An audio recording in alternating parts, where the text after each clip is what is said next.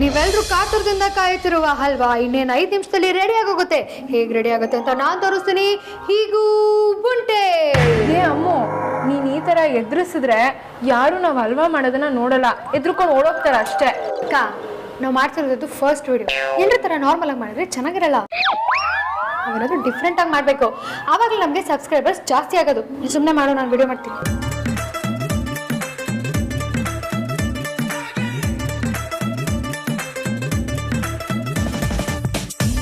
ಯಾಕೆ ಕಟ್ ಮಾಡಿದೆ? ಇನ್ನು ಹಲ್ವಾನೇ ಆಗಿಲ್ಲ, ಇನ್ನು ಸಕ್ಕರೆ ಹಾಕ್ಬೇಕು, ಹಾಲು ಹಾಕ್ಬೇಕು, ಅದು ಬೇಯಬೇಕು. ಒಂದು ನಿಮಿಷ ಇರೋಕ್ಕಾಗಿಲ್ಲ. ಏನಾದರೂ ಕತ್ರಿ ಕೆಲಸ ಇದೆಯಾ ನೋಡ್ತೀನಿ. ಕತ್ರಿ ಕೆಲಸನಾ? ಹಂಗಂದ್ರೆ ಏನು? ಅಂದರೆ ಎಡಿಟ್ ಏನಾದರೂ ಮಾಡೋಕ್ಕಿದೆಯಾ ನೋಡ್ತೀನಿ ಅಂತ ಅಂದೆ. ಪರವಾಗಿಲ್ಲ ಅಮ್ಮು, ಇನ್ನು ತುಂಬ ತಿಳ್ಕೊಂಬಿಟ್ಟಿದ್ಯಾ? ಥ್ಯಾಂಕ್ ಯು ಅಕ್ಕ. ಅಕ್ಕ, ಆ್ಯಕ್ಚುಲಿ ವಿಡಿಯೋ ಸೂಪರಾಗಿ ಬಂದಿದೆ. ಎಡಿಟ್ ಮಾಡೋ ಅವಶ್ಯಕತೆನೇ ಇಲ್ಲ. ನಾವು ಡೈರೆಕ್ಟ್ ಅಪ್ಲೋಡ್ ಮಾಡಿದ್ರೆ ಅಷ್ಟೇ ಸಾಕು. ಹೌದಾ? ನನಗೂ ತೋರಿಸು, ನಾನು ನೋಡ್ತೀನಿ. ನಿಮಿಷ ಇರಕ್ಕ, ನೋಡುವಂತೆ. ಫಸ್ಟ್ ವಿಡಿಯೋನ ಅಪ್ಲೋಡ್ ಮಾಡ್ಬಿಡ್ತೀನಿ. ಬೇಡ, ಮಾಡಬೇಡಿ.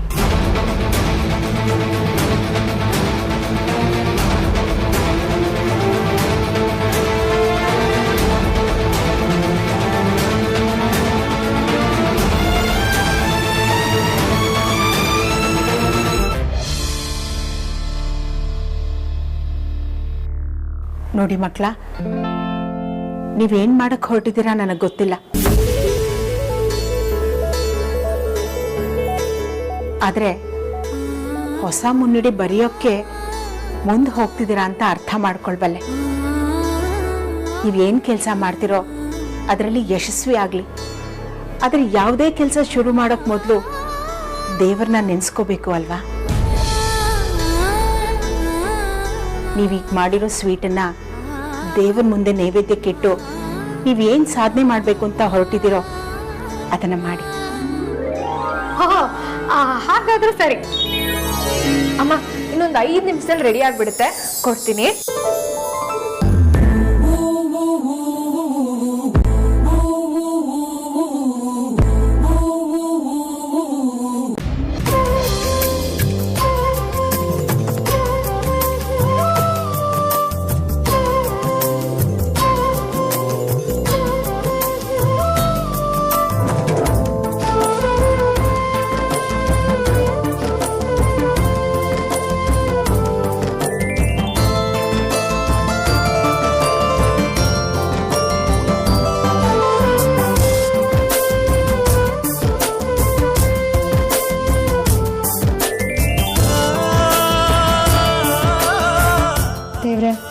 ನಮ್ಮ ಅಪ್ಪ ಅಮ್ಮಂಗೆ ಮನೆ ಕಟ್ಟಿಸ್ಕೊಡ್ಬೇಕು ಅಂತ ಅಂದ್ಕೊಂಡಿದ್ದೀವಿ.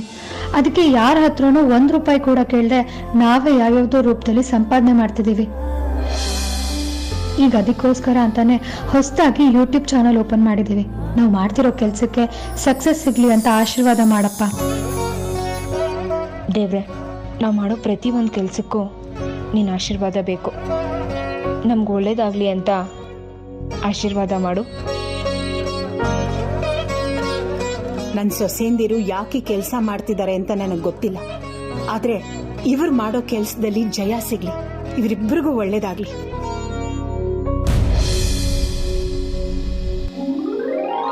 ಅಕ್ಕ, ವಿಡಿಯೋನ ಇವಾಗ ಅಪ್ಲೋಡ್ ಮಾಡ್ತೀನಿ.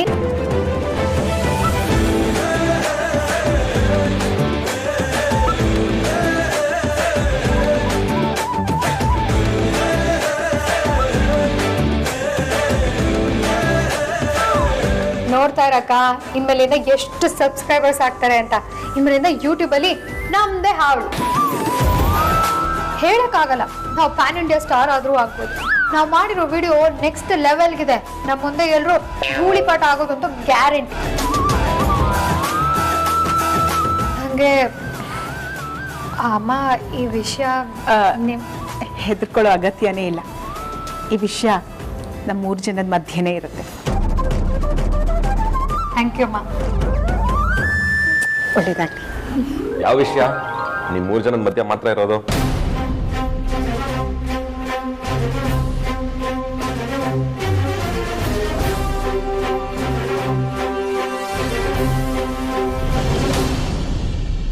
ಅದೆಲ್ಲ ನಿಮ್ಗೆ ಯಾಕೆ? ಹೆಂಗಸ್ರ ವಿಷಯ 1000 ಇರುತ್ತೆ. ಅದನ್ನೆಲ್ಲ ನಿಮ್ಗೆ ಹೇಳ್ಬೇಕು ಅಂತ ಏನಿಲ್ಲ. ಓ ಹಾಗಾ? ಪರವಾಗಿಲ್ಲ, ನಮ್ಗೆ ಹೇಗೆ ತಿಳ್ಕೊಳ್ಬೇಕು ಅಂತ ಗೊತ್ತಿದೆ. ಅದ್ ಸರಿ, ನೀವ್ ಇಷ್ಟು ಬೇಗ ಹೋಗಿ ಉಪ್ಪಿನಕಾಯಿ ಇಸ್ಕೊಂಬಂದ್ರ? ಎಲ್ಲಿ ಉಪ್ಪಿನಕಾಯಿ? ಇಲ್ಲ ಹೆಂಡತಿ, ನಾನು ನಿಮ್ಮ ಮನೆಗೆ ಹೋಗ್ಲಿಲ್ಲ. ಯಾಕೆಂದ್ರೆ ಹೋಗಕ್ ಮುಂಚೆ ಅತ್ತೆ ಕಾಲ್ ಮಾಡಿದೆ, ಅವರು ಮನೇಲಿಲ್ಲ, ಸಂಜೆ ಬಾ ಅಂತ ಹೇಳಿದ್ರು. ಸೊ ಅದಕ್ಕೆ ವಾಪಸ್ ಬಂದೆ. ಹಾಗಾದ್ರೆ ಆಫೀಸ್ಗೆ ಹೋಗ್ಬೋದಲ್ವಾ? ಮತ್ತೆ ಯಾಕೆ ವಾಪಸ್ ಬಂದ್ರಿ? ಅಕ್ಕ ತಂಗಿ ಸೇರ್ಕೊಂಡು ಏನೋ ಮಾಡ್ತಿದ್ದೀರಾ ಅಂತ ಫೀಲ್ ಆಯ್ತು, ಅದಕ್ಕೆ ನೋಡ್ಕೊಂಡು ಹೋಗೋಣ ಅಂತ ಬಂದೆ.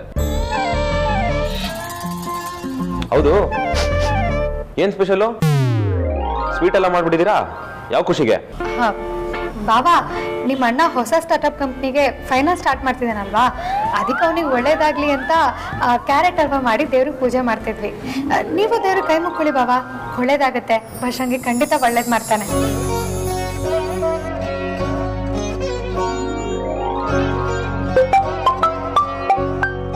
ಓ ಬಾವಾ, ಹಲೋ ಬಾವಾ. ಅಯ್ಯೋ ಲೇಟ್ ಆಗ್ಬಿಟ್ಟಿದೆ. ಹೊರಟೆ ಬಾವಾ. ಓಕೆ.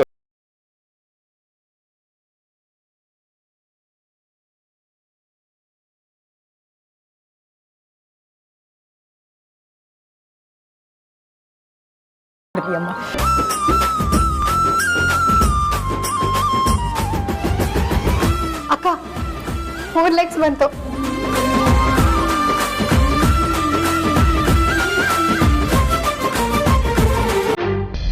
ನಿಧಾನ ತಗೊಳ್ಳಿ.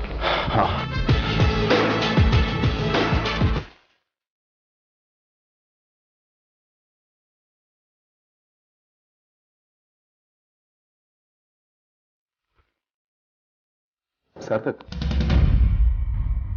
ಈ ಡೀಟೇಲ್ಸ್ ಯಾವ ಪ್ರಾಜೆಕ್ಟ್ಗೆ ಸಂಬಂಧಪಟ್ಟಿದ್ದು ಅಂತ ನನಗೆ ಅರ್ಥ ಆಗ್ತಿಲ್ಲ. You mind explaining? ಎಕ್ಸ್ಪ್ಲೈನ್ ಮಾಡ್ತೀನಿ. ಇದು ಹೆಣ್ಮಕ್ಳಿಗೆ ಅಂತಾನೆ ಕ್ರಿಯೇಟ್ ಮಾಡಿರೋ ಸ್ಪೆಷಲ್ ಆ್ಯಪ್. ಈಗಿನ ಜನ್ರೇಷನಲ್ಲಿ ಎಲ್ಲ ಹೆಣ್ಮಕ್ಳು ಓದ್ಕೊಂಡಿರ್ತಾರೆ.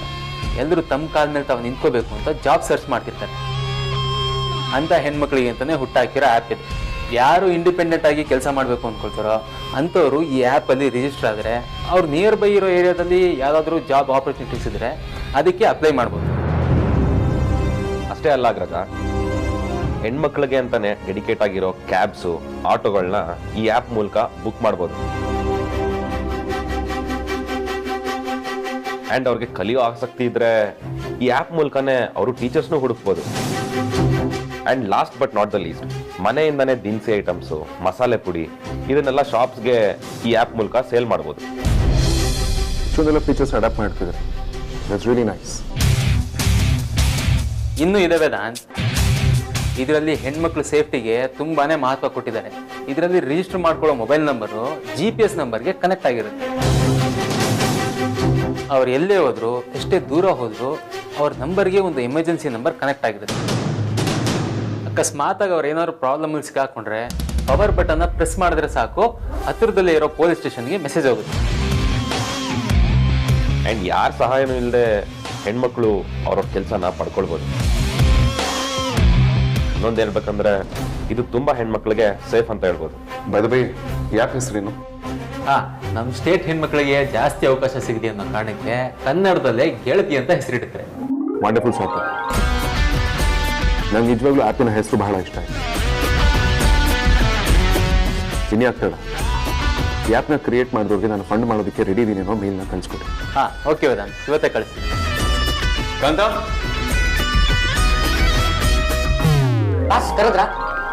ಕಾಂತ, ನಮ್ಮ ಕಂಪನಿಯಿಂದ ಹೊಸ ಆ್ಯಪ್ನ ಲಾಂಚ್ ಮಾಡ್ತಾ ಇದ್ದೀವಿ. ಅದ್ರ ಆ್ಯಡ್ ಮಾಡೋದಕ್ಕೆ ಒಂದು ಒಳ್ಳೆ ಆ್ಯಡ್ ಏಜೆನ್ಸಿಗೆ ಇದನ್ನು ಔಟ್ಸೋರ್ಸ್ ಮಾಡಿ.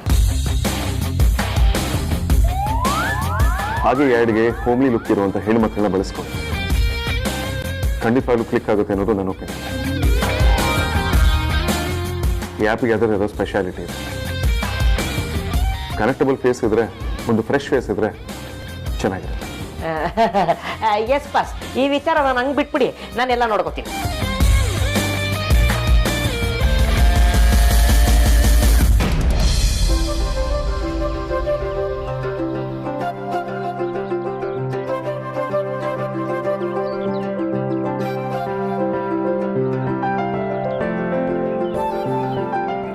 ಏನ್ರಿ ಮಾಡ್ತಿದ್ದೀರಾ? ಯಾರ್ಯಾರಿಗೆ ಎಷ್ಟೆಷ್ಟು ಕೊಡಬೇಕು ಅಂತ ಲೆಕ್ಕ ಬರಿತಾ ಇದ್ದೀವಿ. ಈ ಲೆಕ್ಕದ ಪಟ್ಟಿ ನೋಡಿದ್ರೆ ಈ ಜನ್ಮದಲ್ಲಿ ಇದನ್ನು ತೀರಿಸ್ತೀನ ಅಂತ ಅನ್ನಿಸ್ತಾ ಇದೆ. ಬರೀ ಅಲ್ಲ, ಇಷ್ಟೆಲ್ಲ ಸಾಲ ಆಗುತ್ತೆ ಅಂತ ನಾನು ಕನಸು ಮನಸ್ಸಲ್ಲೂ ಎಣಿಸಿರ್ಲಿಲ್ಲ. ರೀ, ನಾವು ಬರೀ ಸಾಲ ಮಾಡೋದೇ ಆಗಿದೆ, ಅದನ್ನು ಹೆಂಗೆ ತೀರಿಸ್ಬೇಕು ಅಂತ ಗೊತ್ತಾಗ್ತಿಲ್ಲ. ಈ ಸಾಲನೆಲ್ಲ ತೀರಿಸಿ ಯಾವಾಗ ಆ ಸಾಲದ ಸುಳಿಯಿಂದ ಹೊರಗಡೆ ಬರ್ತೀವೋ ಅಂತ ಕಾಯ್ತಾ ಇದ್ದೀನಪ್ಪ. ನನಗೂ ಹಾಗೆ ಅನ್ನಿಸ್ತಾ ಇದೆ ಪರಿ. ಎಲ್ಲರೂ ದುಡ್ಡು ಕೇಳೋರೇ ಆಗಿದ್ದಾರೆ, ಯಾರು ಸಹಾಯ ಮಾಡೋರೇ ಇಲ್ಲ. ಯಾರನ್ನು ಬೇಕಾದರೂ ಸಂಭಾಳಿಸ್ಬೋದು, ಆದರೆ ಆ ಮೀಟು ಪ್ರಕಾಶ ಇದನ್ನಲ್ಲ, ಮಾತೆತ್ತಿದ್ರೆ ಜಗಳಕ್ಕೆ ಬರ್ತಾನೆ. ನಮ್ಮ ಪರಿಸ್ಥಿತಿನ ಅರ್ಥನೇ ಮಾಡ್ಕೊಳ್ಳಲ್ಲ ಅಂತಾನೆ. ಅವನ ಹತ್ರ ಸಾಲ ಎಷ್ಟಿದೆ? ತಿಂಗಳಿಗೆ 9,000 ಪರಿ. ನಮ್ಮ ಹತ್ರ ಪೂರ್ತಿ ದುಡ್ಡಿಲ್ಲ, ಸ್ವಲ್ಪ ಕಮ್ಮಿ ಇದೆ. ಆದರೆ ಅವನು ಅದನ್ನೆಲ್ಲ ಕೇಳಲ್ಲ. ಕಟ್ಟಬೇಕು ಅಂದಮೇಲೆ ಪೂರ್ತಿ ಕಟ್ಟಬೇಕು ಅಂತ ಜಗಳಕ್ಕೆ ಬರ್ತಾನೆ. ಎಲ್ಲರ ಮುಂದೆ ನನ್ನ ಮಾನ ತೆಗಿತಾನೆ.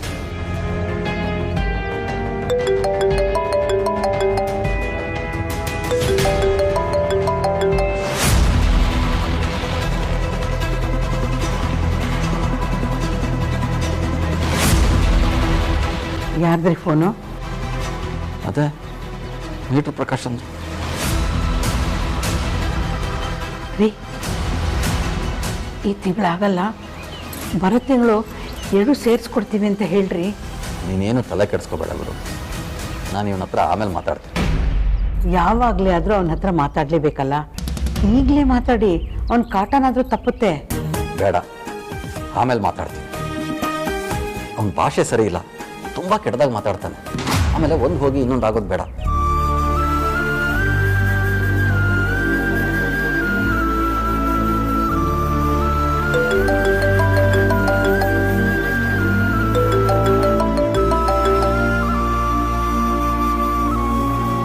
ಮೆಸ್ ಇದ್ದಿದ್ರೆ ನಮಗೆ ಈ ಪರಿಸ್ಥಿತಿ ಬರ್ತಾ ಇರಲಿಲ್ಲ.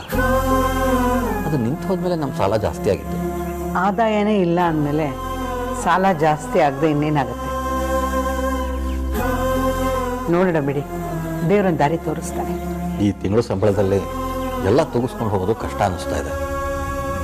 ಏನು ಮಾಡಬೇಕು ಅಂತಲೇ ಗೊತ್ತಾಗ್ತಾ ಇಲ್ಲ. ರೀ, ನೀವು ತುಂಬ ಚಿಂತೆ ಮಾಡೋಕ್ಕೆ ಹೋಗಬೇಡಿ. ಇನ್ನೊಂದು 6 ತಿಂಗಳಲ್ಲಿ ಎಲ್ಲ ಸಾಲನ ತೀರಿಸ್ಬಿಡೋಣ.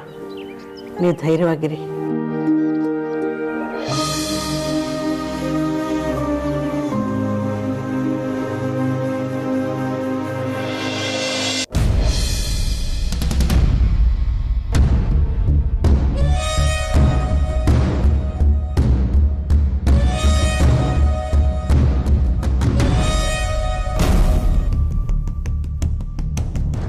ನೀವು ಇವರು ರಮಾ ಅಂತ.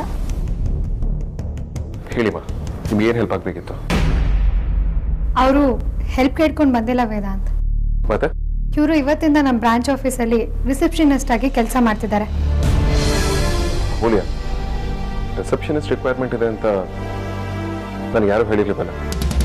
ನೀನು ಹೇಳಿಲ್ಲ, ನಾನೇ ಕಳಿಸಿದ್ದೀನಿ. ದಟ್ಸ್ ಕೂಲ್, ಬಟ್ ನಾನು ಮುಂಚೆ ಇನ್ಫಾರ್ಮ್ ಮಾಡ್ಬೇಕು ತಾನೆ? ವೇದಾಂತ್, ನಾವಿಬ್ರು ಮದ್ವೆಗಿಂತ ಮುಂಚೆ ಹೊರಗಡೆ ಹೋಗ್ತಿದ್ದಾಗ ಒಬ್ರು ಮಂಗಳಮುಖಿನ ನೋಡಿ ನೀನೇನ್ ಹೇಳಿದ್ದೆ ಅಂತ ನಿನ್ಗೆ ನೆನಪಿದ್ಯಾ?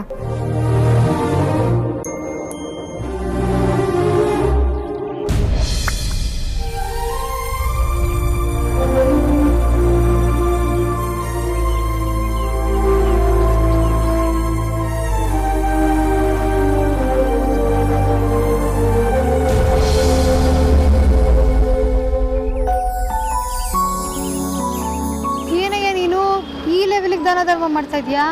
ಶರಾಬಜಾರಿ, ಸಹಾಯ ಮಾಡೋದನ್ನ ತಪ್ಪು ಅನ್ನೋ ರೀತಿ ಮಾತಾಡಬೇಡ. ಅಲ್ಲ ಕಣಯ್ಯ, ಎಲ್ರು 10 ರೂಪಾಯಿ 20 ರೂಪಾಯಿ ಕೊಡ್ತಾರೆ, ನೀನ್ ನೋಡಿದ್ರೆ 500 ರೂಪಾಯಿ ಕೊಡ್ತಿದ್ಯಲ್ಲ, ಅದಕ್ಕೆ ಕೇಳ್ದೆ. ಸಹಾಯ ಮಾಡುವಾಗ ದುಡ್ಡು ಎಷ್ಟು ಅಂತ ಲೆಕ್ಕ ಮಾಡಬಾರ್ದು, ಮಾನವೀಯತೆ ಅಷ್ಟೇ ಮುಖ್ಯ. ಆದ್ರೂ ಪರವಾಗಿಲ್ಲ ಕಣಯ್ಯ, ಈಗಿನ ಕಾಲದಲ್ಲೂ ನಿನ್ನಂತವ್ರು ಇದಾರೆ ಅಂತಂದ್ರೆ ತುಂಬಾ ಖುಷಿ ಆಗತ್ತೆ. ಬಡವ್ರನ್ನ ಕಂಡ್ರೆ ಮೂತಿ ಮುಡ್ಕೊಂಡು ಹೋಗೋರೆ ಜಾಸ್ತಿ, ಅಂತದ್ರಲ್ಲಿ ನೀನು ಸಹಾಯ ಮಾಡ್ತಾ ಇದ್ಯಾ.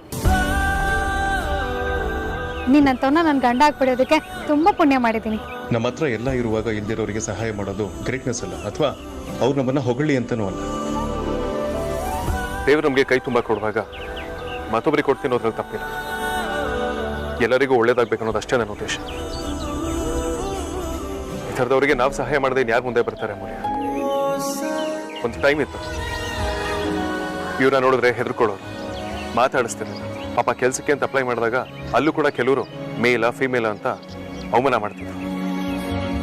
ಆದರೂ ಥ್ಯಾಂಕ್ಫುಲಿ ಇವತ್ತು ಸಮಾಜ ಚೇಂಜ್ ಆಗ್ತಿದೆ. ಸೊಸೈಟಿ ಇವ್ರನ್ನ ರಿಸೀವ್ ಮಾಡ್ಕೊಳ್ಳೋ ರೀತಿ ಕೂಡ ಬದಲಾಗ್ತಿದೆ. ಬಟ್ ಇದು ಸಾಲದು. ನಮ್ಮಲ್ಲಿ ಇನ್ನೂ ಅಕ್ಸೆಪ್ಟೆನ್ಸ್ ಬರಬೇಕು. ನಾನು ಇವತ್ತು ಕೊಟ್ಟಿರೋ 500 ರೂಪಾಯಿಂದ ಖಂಡಿತವಾಗ್ಲೂ ಇವ್ರ ಸಮಸ್ಯೆಗಳು ಸಾಲ್ವ್ ಆಗೋದಿಲ್ಲ. ಅದಕ್ಕೆ ಒಂದು ಪರ್ಮನೆಂಟ್ ಸೊಲ್ಯೂಷನ್ ಕಂಡುಹಿಡಿಯಬೇಕು. ಇವರು ನಮ್ಮ ಥರನೇ ಸರಿಸಮವಾಗಿ ಖುಷಿಯಿಂದ ಬದುಕಬೇಕು. ಹಾಗಾಗಿ ಇವ್ರ ಮೇಲೆ ನಂಗೆ ಅಷ್ಟೊಂದು ಪ್ರೀತಿ ಇಂಟ್ರೆಸ್ಟ್ ಅಷ್ಟೇ. ಸರಿ ಕಣಪ್ಪ, ಆಯ್ತು.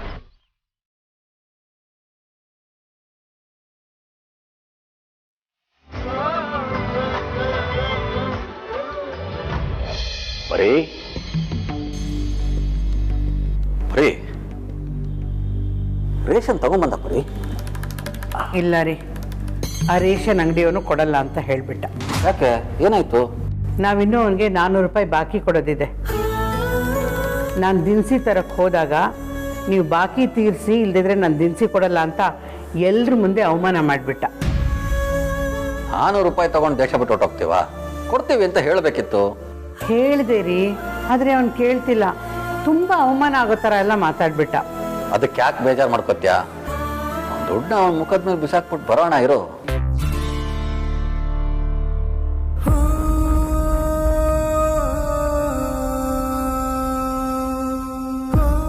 ಬರೀ ಸಾಸಿವೆ ಡಬ್ಬದಲ್ಲಿ ಏನಾದರೂ ಒಂದು 200 ರೂಪಾಯಿ ಇಟ್ಟಿದ್ಯಾ? ಅದೇ ದುಡ್ಡಲ್ಲಿ ಅಲ್ವೇನ್ರಿ ಸಕ್ಕರೆ ಟೀ ಪುಡಿ ತಂದಿದ್ದು. ಇದು ನಿಮ್ಮಮ್ಮಂಗೆ ಮರು ಜಾಸ್ತಿ. ಸಾಸಿವೆ ಡಬ್ಬದಲ್ಲೋ ಜೀರಿಗೆ ಡಬ್ಬದಲ್ಲೋ ಇಟ್ಟಿರ್ತಾಳೆ, ಇಟ್ಬಿಟ್ಟು ಮಾಡ್ತಿರ್ತಾಳೆ. ಯಾವುದಕ್ಕೂ ಹೋಗಿ ಒಂದ್ಸಲ ನೋಡ್ಕೊಂಬ. ನಮ್ಮ ಅದೃಷ್ಟಕ್ಕೆ ಸಿಕ್ಕರು ಸಿಗ್ಬಹುದು.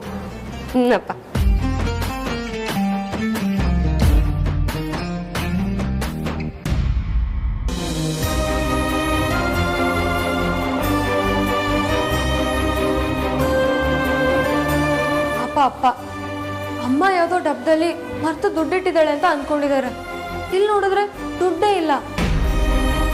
ಇವಾಗ ಏನ್ ಮಾಡ್ಲಿ ನಾನು? ನಾನು ದುಡ್ದಿದ್ದು 500 ರೂಪಾಯಿನ ಬೆಳಗ್ಗೆ ತಾನೇ ಕಿಚನಲ್ಲಿ ಇಟ್ಟಿದ್ದೆ. ಅದನ್ನೇ ಯಾವುದೋ ಬೇಳೆ ಡಬ್ಬದಲ್ಲಿ ಇತ್ತು ಅಂತ ಸುಳ್ಳು ಹೇಳಿ ಅಪ್ಪಂಗೆ ಕೊಟ್ಬಿಡ್ತೀನಿ. ಪಾಪ, ಅವಾಗ ನನ್ನಿಂದ ಅವ್ರಿಗೆ ಸ್ವಲ್ಪನಾದ್ರೂ ಸಹಾಯ ಆಗುತ್ತೆ.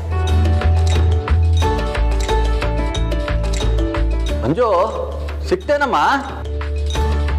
ಇದ್ರೆ ತಾನೇ ಸಿಗೋದಕ್ಕೆ. ಅವಳೇನಾದ್ರೂ ಜಾದು ಮಾಡ್ಬೇಕಷ್ಟೆ.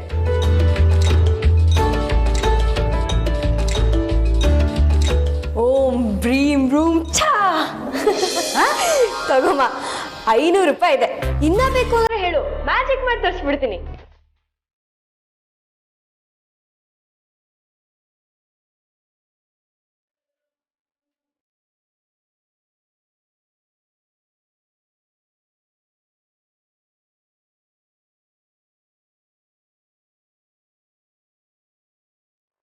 ₹500 ಇತ್ತ? ಏನ್ಜಿ, ಇದೆಲ್ಲ ಇತ್ತು? ಅಡ್ಗೆ ಮನೇಲಿ ಯಾವುದೇ ಮೂಲೆಯಲ್ಲಿ ಇಟ್ಟಿದ್ರು ನನಗೆ ನೆನಪಿರುತ್ತೆ. ನಿನಗೆ ಹೇಗೆ ಸಿಕ್ತು ಇದು? ಇನ್ಯಾರಮ್ಮ ಇಡ್ತಾರೆ? ಅಪ್ಪ ಹೇಳ್ದಂಗೆ ನೀನ್ ಯಾವ್ದೋ ಡಬ್ಬದಲ್ಲಿಟ್ಟು ಇನ್ಯಾವುದೋ ಡಬ್ಬದಲ್ಲಿ ಹುಡುಕ್ತೀಯ. ಬೇಳೆ ಡಬ್ಬದಲ್ಲಿ ಇತ್ತು. ಬರೀ ಆ ಬಾಕಿ ಹಣ ತೀರ್ಸಿದ್ರು 300 ರೂಪಾಯಿ ಉಳಿಯುತ್ತೆ. ಅದರಲ್ಲಿ ದಿನಸಿ ತಗೊಂಡು ಬಂದ್ಬಿಡೋಣ ಬಾ. ಆಯ್ತು ರೀ, ನೀವು ಸ್ನಾನಕ್ಕೆ ನಡೀರಿ. ನಾನು ಟವಲ್ ತರ್ತೀನಿ. ಆದಷ್ಟು ಬೇಗ ಹೋಗಿ ದಿನಸಿನೆಲ್ಲ ತಂದ್ಬಿಡೋಣ.